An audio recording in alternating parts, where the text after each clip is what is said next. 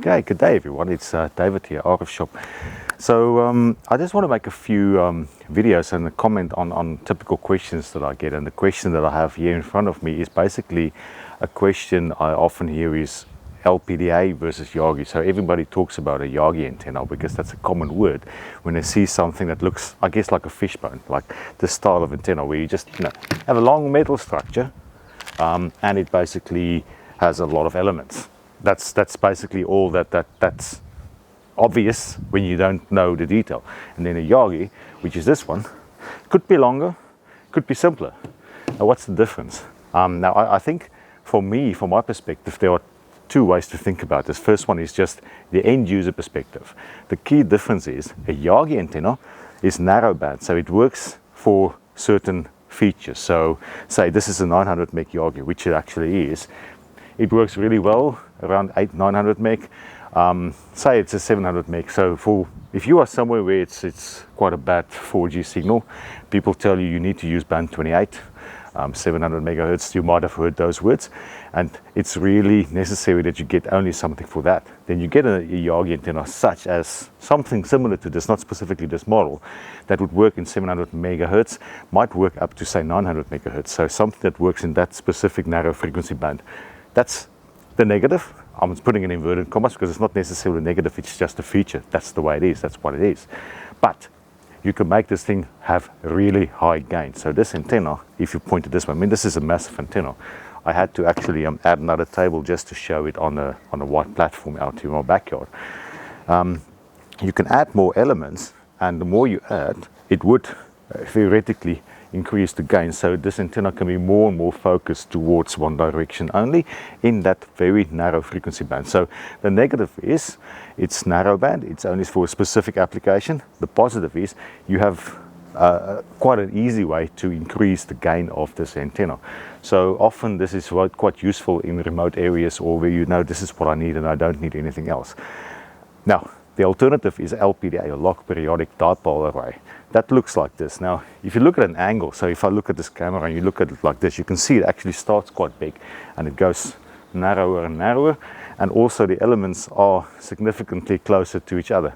First of all, for you as an end user, an antenna like this one, which is the Poynting LPDA 92, it works across the whole 4G range. So wherever you are in Australia, or actually worldwide, this antenna will work for you. So what I mentioned earlier, band 28, it'll work.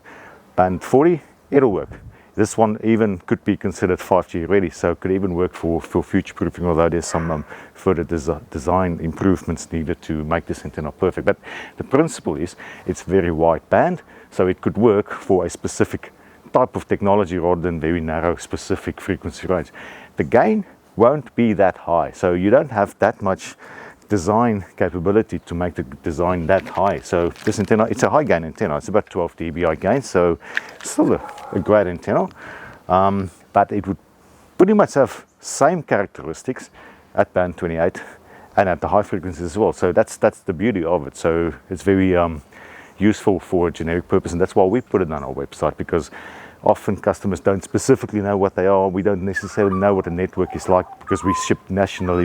You can't know everything about every network everywhere. This thing is a jack of all trades, high gain, high performance. Both are robust, both are, there's not much that can go wrong if the design is done properly, because there's no plastic that will really deteriorate. How do you identify the two? So to me it's quite easy, but just what to be on the lookout for. A Yagi antenna would have one element. This one has like a folded dipole here. So this the cable goes in, cable goes there. That's it. End of story. You have reflectors at the back, you have directors at the front, but this is all just one solid metal structure. There's nothing, no fancy bits and pieces that seems to swap left and right between them on the Yagi. On the Log Periodic Dipole Array, if you look closely, boring, it's nerd alert, I guess.